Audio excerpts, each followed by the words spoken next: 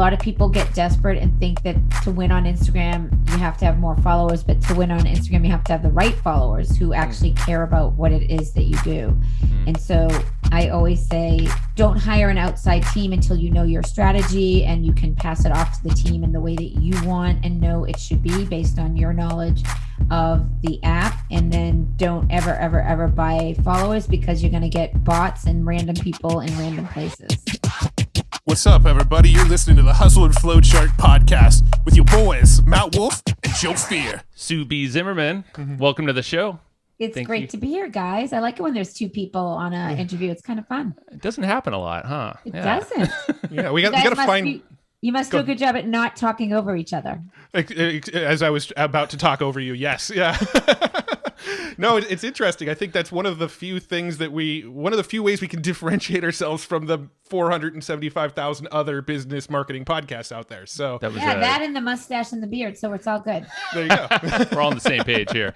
And I got to give a shout out to another Sue. Actually, our note taker is also Sue, lives around the Boston area. I think you're out there, right? So yeah, I'm downtown Boston, baby. Right there you go. Here in all of its glory. Oh, dang, look nice. at that. Ooh, what nice and cold looking. Maybe it's raining today, but I actually was living in La Jolla during the winter because I can for a couple months.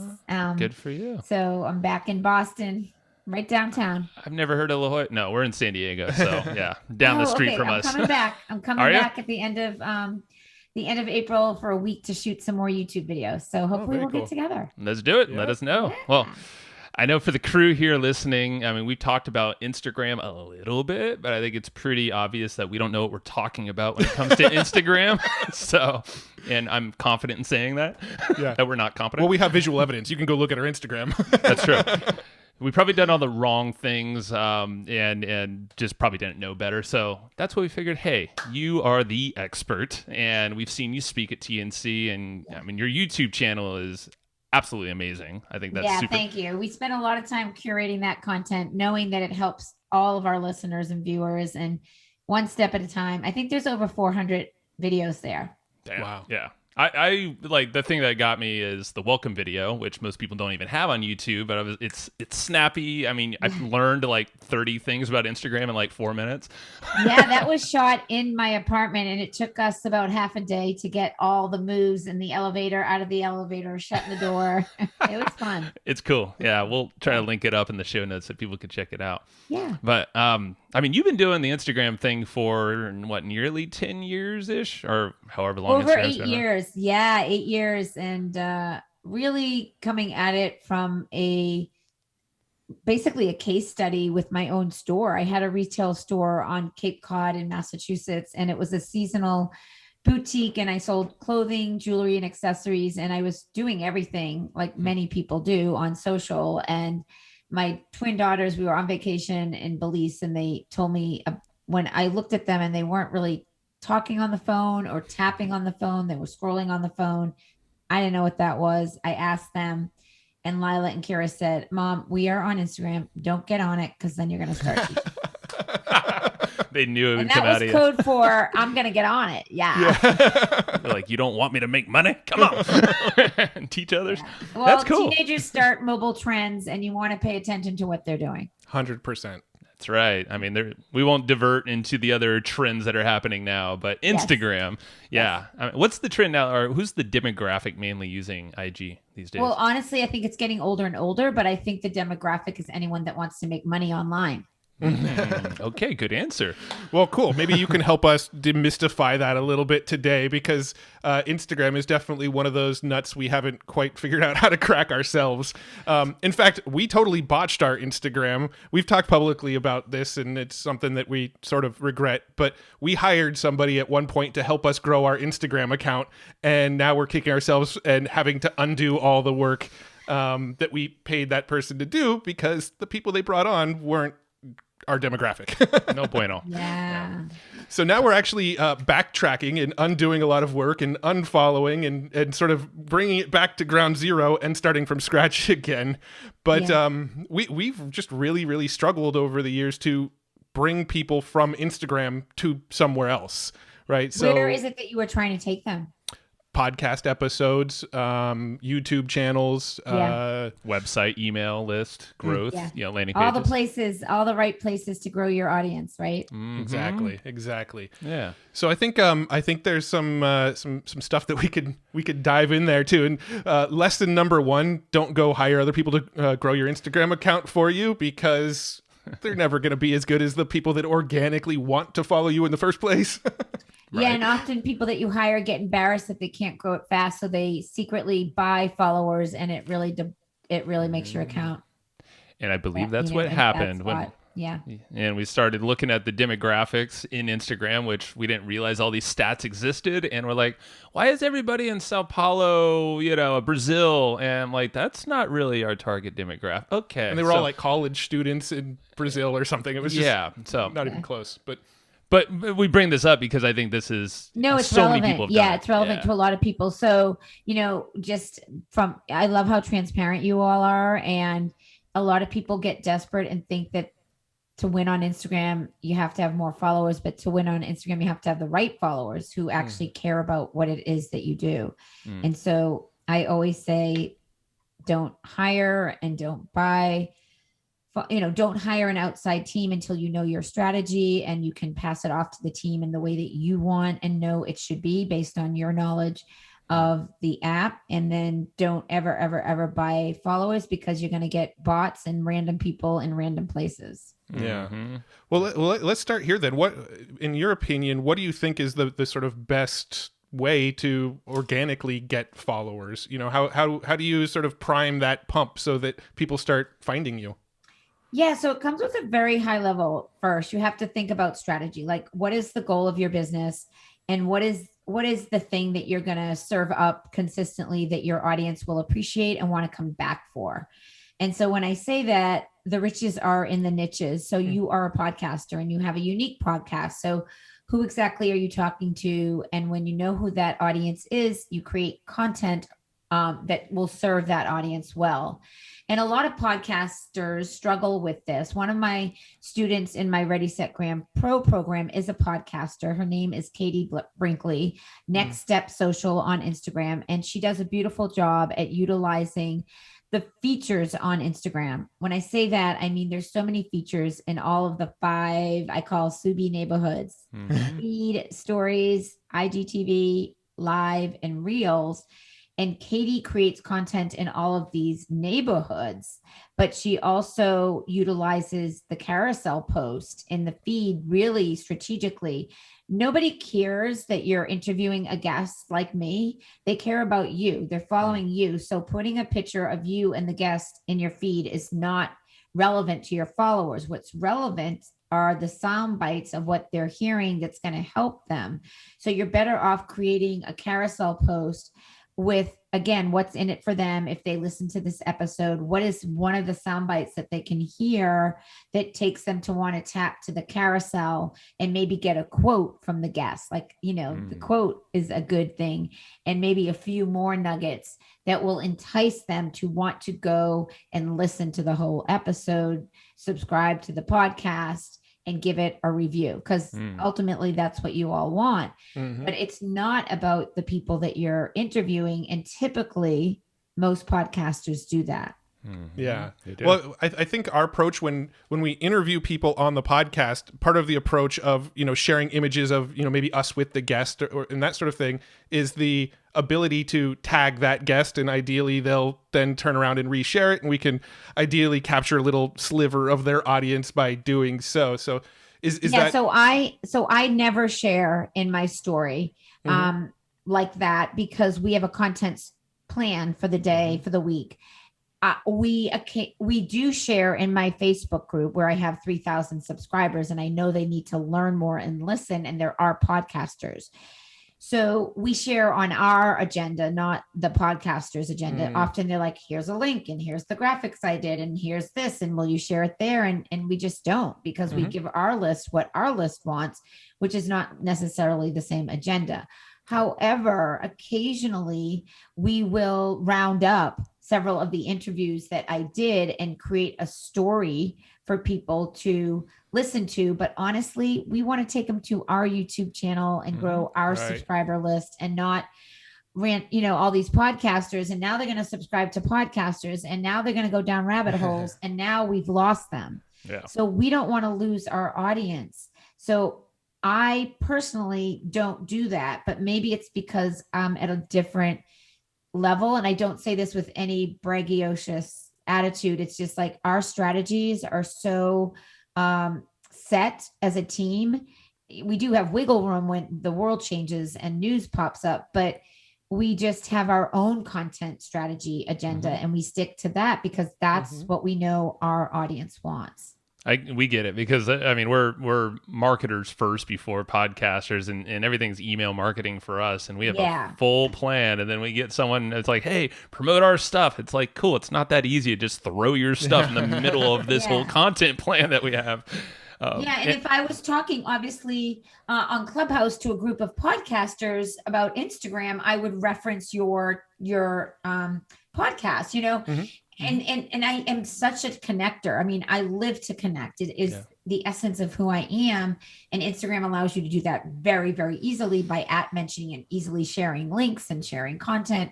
So, I'm very strategic with every move I make all over the internet. So you brought up the point that I find Instagram the most interesting, and I just haven't figured out the right streamlined process, but is engaging with folks and actually starting this conversation. When I was doing some research about you, I know hashtags is a big piece there. And I believe you say something like, those are perfect conversation starters. And it's not like you have to like really do the tagging. You can just hang out in the hashtag, whatever that area is called. Would you suggest that kind of as like a starting point? I always suggest understanding where are the conversations that your audience is hanging out. And you can either do market research to look and find the ones making it to the top of hashtags that align with your audience, and knowing what those audiences are. So for example, I live in Boston. So Boston business women, if I wanted to do networking events locally, there is a conversation hub for every hashtag. And if the conversation does not align with your business or your values or your interests or your audience, you shouldn't be using that hashtag.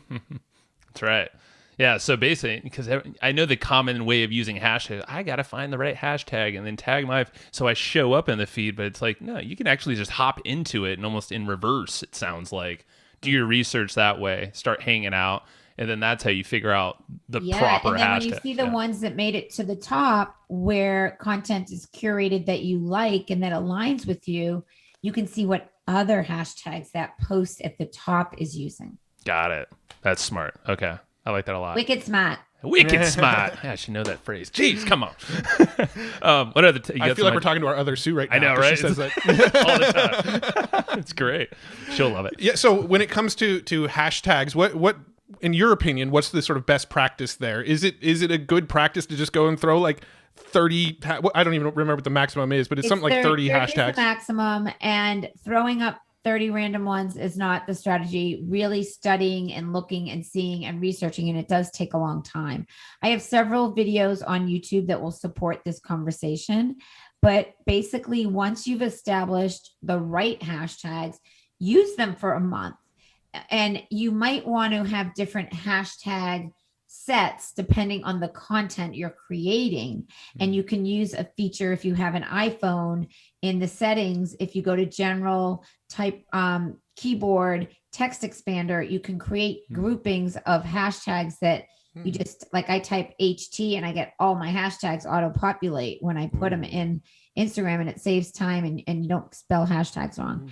And so you can create these 4 different groupings based on your content strategy that makes sense. So it does require tedious work. There are tools that are good. We are currently working with a tool that I'll share called Flick, which is a great tool in the UK. And we do have a free trial that I can share with you. Awesome. That'd be great. That will help your audience understand. Like, it really does help take away some of the headache. And we are talking currently with another company that does something a little similar. There's a lot of them out there, but this is the one that we're currently using and that we're using for our coaching clients that really helps take away that hashtag headache. Nice. Very cool. So it does all the research and all that management of that stuff for you then. So SueBZimmerman.com/flick7. Nice. And we'll go ahead and link that. That'll be linked in the show notes as well for this episode. How about on the tool stack? This is one of our questions. I think you've mentioned Planoly is a go-to tool of yours. Is that still accurate? So we use Planable, not Planoly. I used to use Planoly, but we really have found that Planable is kind of more user friendly when it comes to social organization and sharing. And it's not just Instagram. You can link Facebook, Twitter, and LinkedIn, and you can plan and schedule and curate your content and organize it and move it. And it's another free trial, another partner. So we can link that too if you want. We'll link it. Yeah, I've got the notes here. It's perfect. I want to go back to the conversations in Instagram again, though, because I feel like that's what lights me up about Instagram. Is just another hub. It's like Clubhouse, It's like it's crazy the kind of communications you can do there. Yes. How would you go about like someone who doesn't have a great Instagram following or account or processes, like to start just engaging and start getting that momentum? We mentioned hashtags. Yeah. What else? Another great tool. I'm going to tell you, I have a YouTube video that you can search my name, Sue Zimmerman YouTube $80, and I'll also grab you a link for that. Thank you. One of the best strategies is to do outward engagement and not wait for it to come to you from your post and your content and your hashtags, but literally you can go out and look at these relevant hashtags, and you can have conversations with content that's being curated in the hashtags that you think are where your target audience is hanging out. And this system called the $80 is brilliant. It's like you basically find 10 of the best hashtags, and you look at the ones that are trending at the top, and you comment on them in an organic way, so that you have these conversations with people, and they come over to your account, and if they like what you've done, they will engage and often follow you. And I'm finding that so many of our audience really appreciates this and needs to learn about doing the engagement correctly and creating responses to content that really you like, and you can save this engagement and these engagement comments and use them again. So it really is it's a very clever tool that we've never used before. We started using it in October. Okay. So again, that YouTube video is there, and I will grab a link for your audience as well. We have great Sue, our note taker, research as well too. So save you a second here. That's awesome though. I love that because it reminds me, like bringing it into the podcast world. It's podcast guesting. It's going to someone else, and I mean that's more like being on their stage. But the fact that you can engage with their audience, and if they connect with you, like you were saying earlier, podcasters connect with the creator typically. I'm sure it's like that on IG as well. Yeah. You're going to get the right people to come back into your ecosystem, whatever you're doing on your side. So I like that approach. Yeah. So I'm curious about you've got the Instagram personal accounts, and now in Instagram, you can also set your account as like a business account. And I think so we have our Hustle and Flowchart Instagram account. That's the one that we royally screwed up. And then we both have our personal accounts, which has been, purely organic since day one. But with our Hustle and Flowchart account, we set that as a business account. Our personal accounts are just personal accounts. But I've always been a little concerned with, Facebook being behind the scenes, seeing what Facebook did with business pages, right? Originally, they kind of encouraged everybody to create a Facebook page. And then as soon as everybody created a Facebook page, then they started yanking engagement away from them, and then started saying, well, if you want to get that engagement that you've built over time, now you've got to pay to get that same level of engagement. And I think I've always sort of worried about that when switching to an Instagram business. So I'm curious, what are your thoughts on like the Instagram business versus Instagram personal? You definitely want to have a business because you don't get insights unless you do, and you can't run ads unless you do. And I do have a YouTube video about how to turn a personal account into a business account and what and why you would want to. So if you are here for business, which I know you all are, then you absolutely want to have a business account. And that would go for the personal pages as well then, huh? Yeah, So, I used to have 7 Instagram accounts, not gonna lie. And I have a personal account, Sue B. Zimmerman. It's dormant. okay. And it's all on the Instagram expert, all because it's so hard to keep up with doing all of the things right all of the time, meaning optimize every single post. That therein lies why I kind of moved away from Instagram for a while. I'm like, okay, I have enough channels to manage and all of this stuff. So basically, it just helps you manage and see the insights, the effectiveness of the platform. Then, really, with the business account. Yeah. Cool. Okay. Hopefully Facebook doesn't pull a fast one again, Well, or Instagram. But I mean, well, you're running ads, I'm assuming, because you said, and I want to kind of go back, and I know you're running ads, but I just wanted you to say it is, paying for followers, obviously not the same as running Instagram ads and all that. So is that a part of your strategy for engagement growth for your Instagram channels? Is doing what? I'm sorry. Running paid ads. Yes, we definitely have a nice ads budget and an ads team, and it's part of the engine. Yeah. Okay. Cool. Very cool. So when it comes to bringing people off of Instagram, I think the reason we tried to sort of quote unquote game the system a little bit when we were trying to grow our Instagram account is we wanted to get to that 10,000 followers so that we can get the swipe up from our stories on that channel. That was originally the catalyst of why we tried to do it. Is that really the best way to drive people off of Instagram? Not necessarily. And and having 10,000 followers isn't the end all be all. It just isn't. It's having the right followers, like we said earlier. And also you can strategically use features like IGTV, where you can have live links in your IGTV description, and that will take people to wherever you want to go. So outside of a reel, the IGTV is really being favored by Instagram because it is video. And in the description, in the IGTV channel, that is a live link. So if you look at my channel, my IGTV, some of them live in my feed, but I also have a channel. And when you tap into the IGTV channel, you will be able to see in the channel the description when you pull down on the little white arrow at the top where the title is. All the links that are there are actually live links that you can tap and go where you want to send people. So for us, every Monday we release a new YouTube video, and we do a trailer in the feed, and it links to the YouTube video because the link in our bio that is there just for Monday and Tuesday for that YouTube video, similar to what a podcast might be for you, gets changed on Wednesday to our free training. And so we want to make sure that the link lives on that trailer so that people can still tap it and go to it. Does that make sense to you guys? Yeah, sort of. I think I followed along. So you're putting the videos on YouTube. Are you also taking those videos and putting them on Instagram, and then those videos go to Instagram TV? Just a trailer of that video. And you can see them all in my IGTV channel. So we turn them into an IGTV, and it's a little over a minute, like quick little kind of preview of what that YouTube video is with a link to that YouTube video. And it's sort of important that it's a little bit over a minute too, because if it was under a minute, then it wouldn't generate the IGTV version, right? Exactly. It's like a minute to a minute 3. Gotcha. And you mentioned a trailer on your feed. Is that what you have as well? Yeah. So that's okay.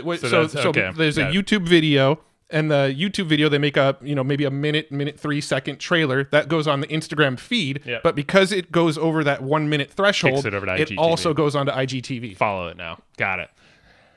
How about because I know some of these other Subi neighborhoods that you have here, Instagram, but I love your terminology more. You have Reels, Stories, and Lives. How are you using those, or are you connecting those as part of? Yeah, no, great question. And I brand everything I do. That's smart. You got the sweatshirt on, you got the things behind you. Subi says, Subi Live, it's all there.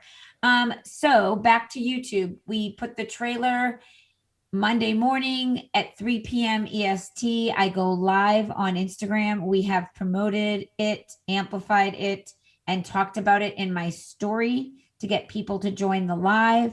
Often I will have on guest, and the guests, all their followers get a notification that we're live. So we get some new followers there. And on that live, we do save it to my feed, but I quickly bring it into the IGTV channel because I don't have a cover curated for the lives. I have covers for our IGTVs that are intentionally in the feed. So once you put an IGTV or a reel in your feed and you want to move it into the channel, you can do that by simply tapping on the three dots on the top right and moving it off the grid. Okay. Yeah. I'll have to go back later and play around with IG. Yeah, it's hard because I don't have Instagram open in front of me. But yeah. I'm impressed with all the different nuances. Yeah. Yeah. I mean, you guys, I've been living in this app for a long time. I know. So, so just, do you want me to do a little screen share? Are people watching this too? They will. Some will. As long as you can audibly walk us through it too. Let's do it. Yeah, let's do it. Let's just take a little. Yeah. Let's take a little tour. Thank you. A little.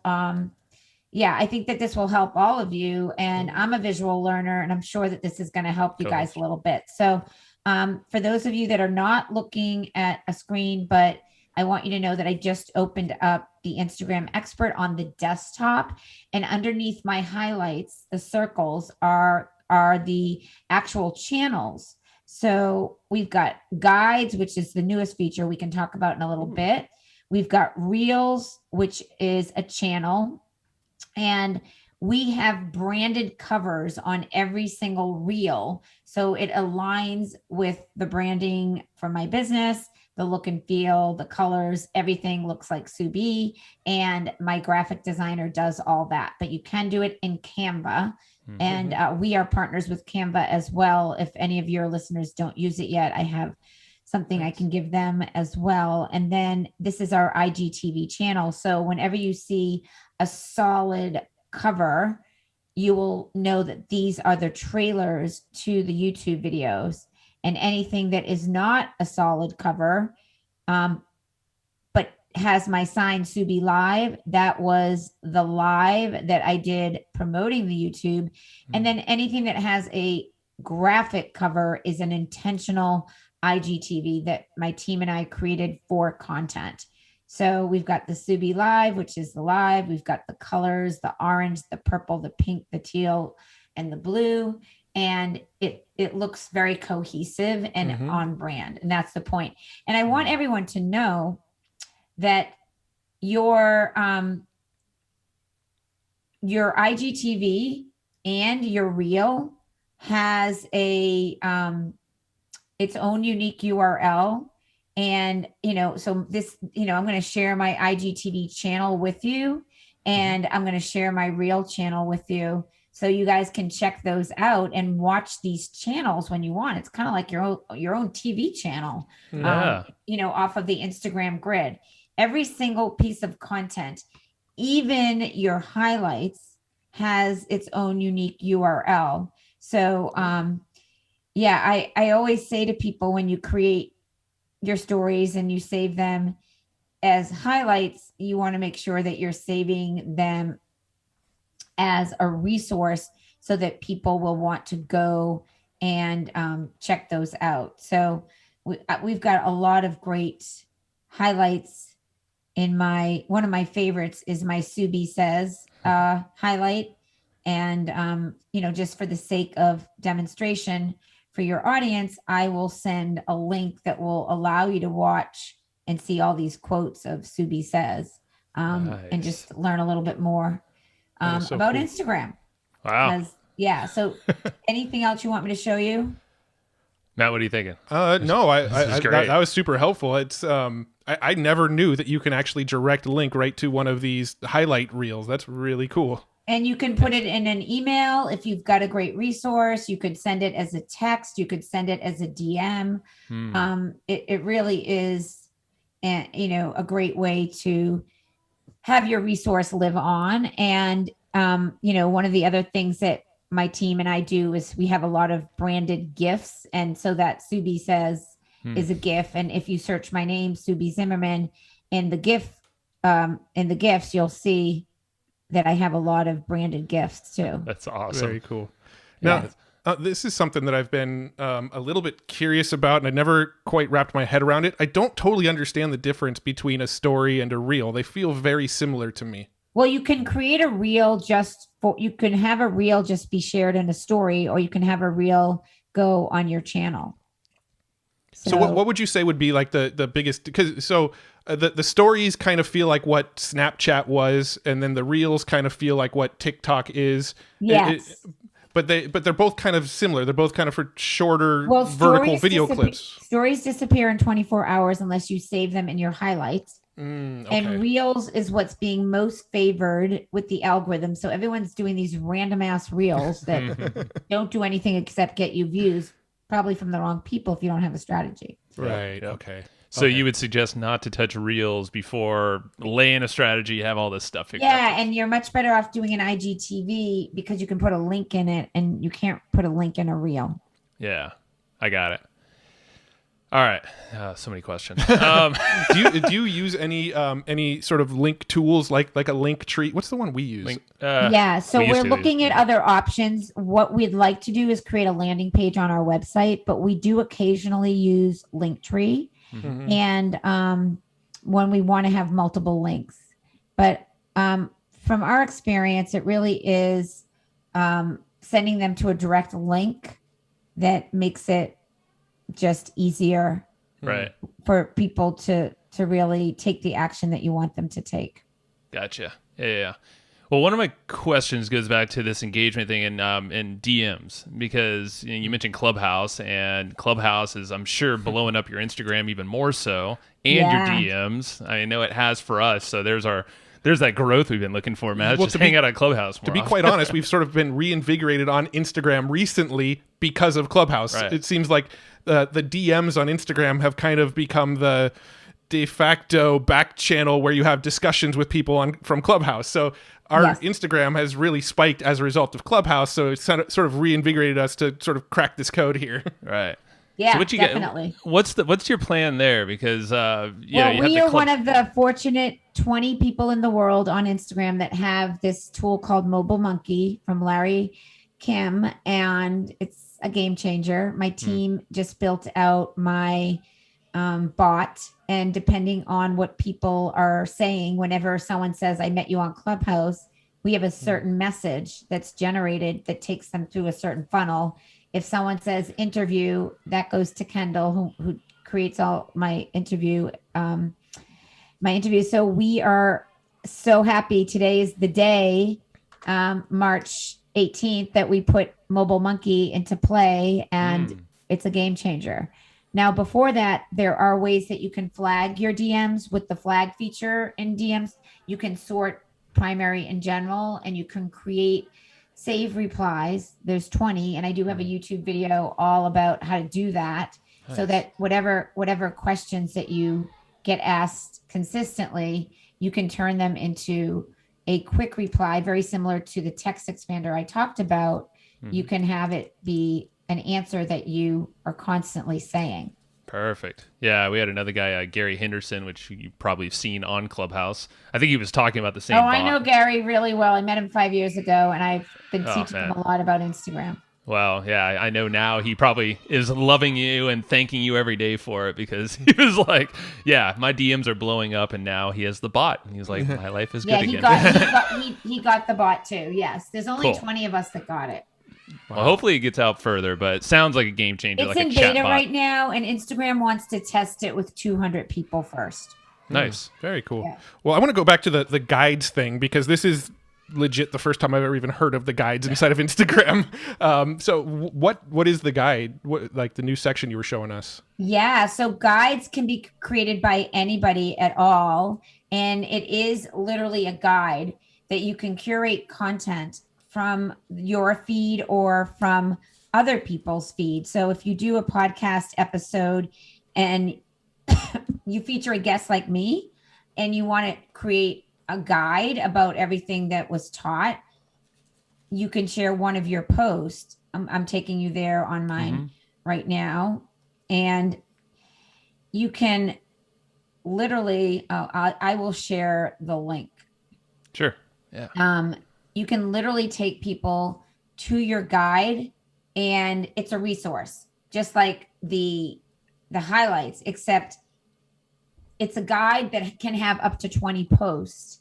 You can add to it at any time. You can take it away, and each piece of content in the guide takes people to that post in your feed. And So you can we have curate stuff from other people's feeds as well. Yeah, so it doesn't just have to be your content. So it's a great way to collaborate with other people. And our guide currently was made for people on Clubhouse that want to go from discovered to desired, and they don't understand about SEO, their bio's not done. We created this because over and over and over again, I'm seeing the same mistakes. So I just say to people, do you want me to send you the guide? And that's not gated. We're not capturing emails from that, but it's a resource and it builds trust. And it's a great piece of content that my team created because we kept getting asked about all this. Well, I like the collaborative nature of it. If you're tagging or curating from others, then you can make it shareable. I'm sure it's a growth hack, I guess, to get better. It is. Yeah. And I haven't released it on our YouTube channel yet because it's new, but it's coming soon. So you definitely want to subscribe to my channel and hit the bell to get notified when I drop that guide. Heck yeah. So it's kind of similar to like a YouTube playlist then, right? So I mean, it seems like there's some kind of crossover there. Yeah, exactly. It's a brochure. So think about it if you travel somewhere and you want to know where the best restaurant is and the best, the best historical landmark and the best beach, and other Instagram accounts have all that. You can collaborate with others, or if you want to put together a gift guide that has to do with the best jewelry, it's a really great way to collaborate and share the love for sure. Love it. Now so strategy planning, I know that's step one to everything you do. And I think you said every single day, you meet with your team to plan your stories, I think it is. And then every week? Well, now once a week, we have weekly social meetings, but we have content planned out for the next three weeks, but we just batch produce like 80 reels and IGTVs. I was in Monterey. Nice. I flew to Monterey from La Jolla, and I met with my CEO and my head of social, and we just pumped out videos for 3 days. That's the way to do it. You got to that's what we do with our podcast too. Batch record everything. Get it done. Smart. I want to go back to like as a strategy to start. I mean, we've been kind of bouncing around IG, but like if you were to just say, all right, you have an account like us, you have an account that's just meh. Where should the focus be? Like, what should a very simple strategy look like? Well, it really should be on, like, what is your point of difference? What makes you special? What is it about you guys that people constantly say?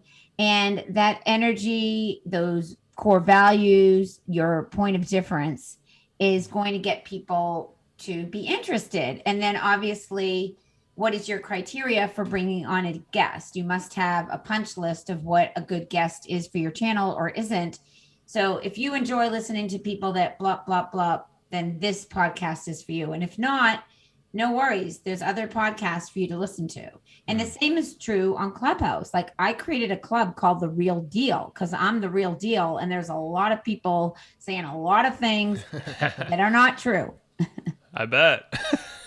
Not a Sue B Real Deal club? Come on. It's called The Real Deal, but when you join it, you'll see my rules are snarky. And I'll have to join it because you are the real deal. It's true.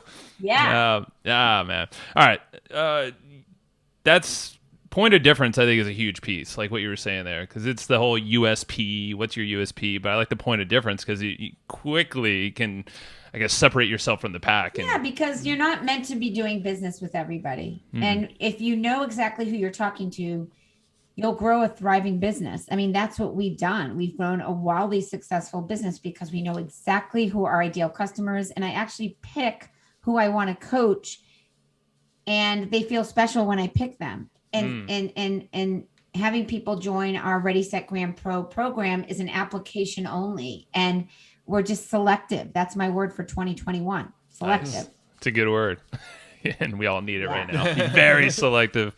I'm curious, maybe that we kind of wrap it up on this point, but on Clubhouse, what's your strategy there? It sounds like you're on there a lot, and I am on there a lot. I have a daily show, 8 to 9, where I do Instagram audits and give Instagram tips and strategies. All of my mods are clients of mine in Ready Set Gram or Ready Set Gram Pro, which is great because they come at it to coach from learning.